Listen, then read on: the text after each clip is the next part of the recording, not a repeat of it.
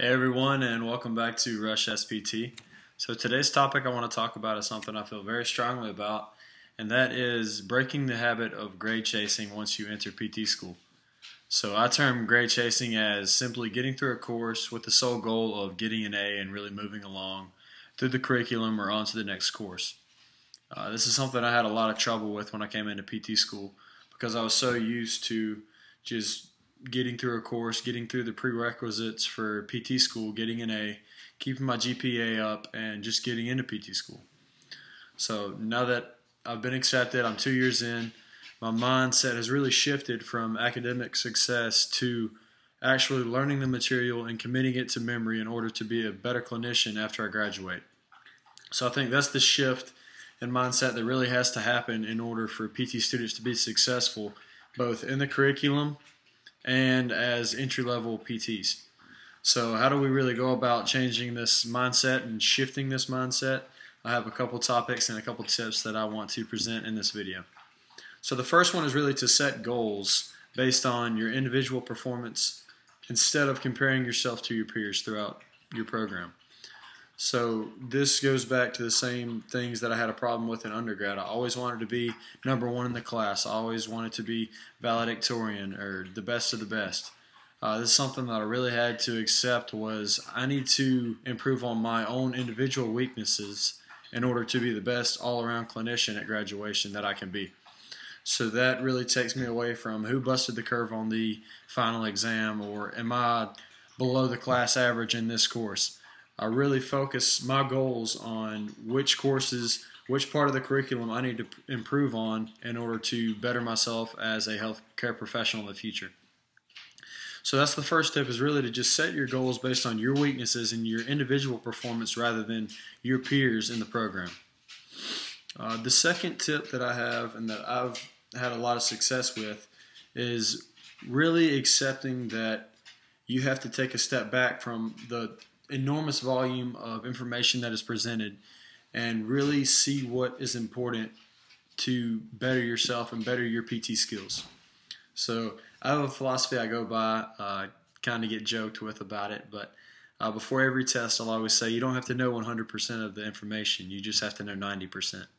So I don't want to contradict myself by saying that you don't want to chase the grade but you want to get 90% to get an A.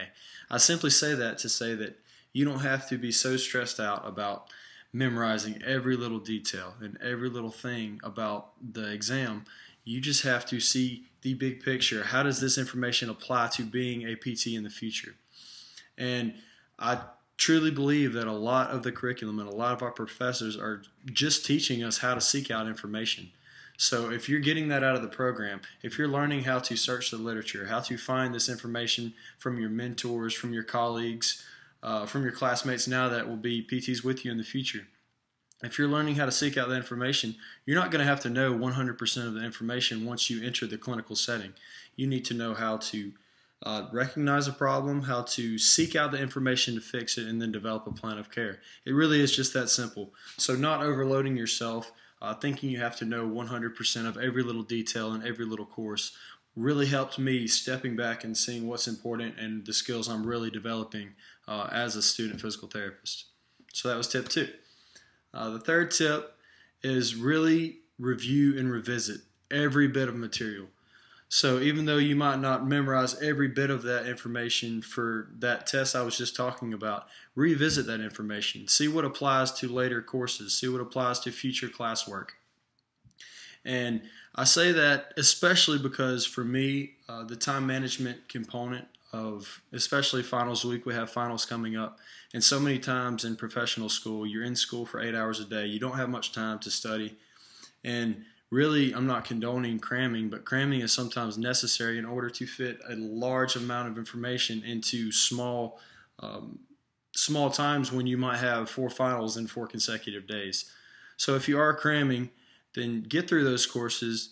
Hopefully you'll have success, learn what you can, but then revisit and review that material and see how it really follows you through the curriculum.